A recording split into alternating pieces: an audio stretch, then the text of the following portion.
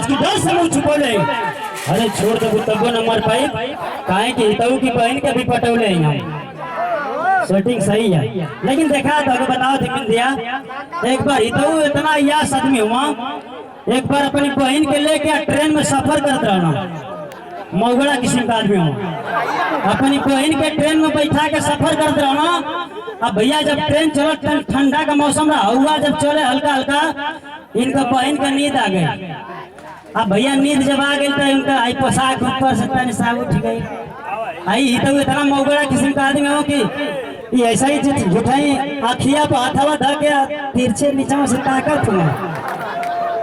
इनका बहन का जब नींद टूटल तो देखलस कि भैया का ध्यान उधर है लग रहा है कि तो इनको बताओ तो भैया कि पानी कहीं ना हमार कितना प्यास लगल हल कि पानी मिलबे ना करे बाटल कहीं मिलबे ना करे। लेकिन पता ना कहाँ से इनका बहनिया तुरंत अजुन में पानी लेकर मरला छप दे मुँह पर तो कह दे बहन ये कैसी नादानी के। इनका बहन कहते हैं कि भैया जिस चीज को आप देखने के लिए परेशान है उसी झील का ये पानी है तो हो जाता। चलिए एक बार जोरदार ताली बजा दीजिए प्यारा संदास भाई को से।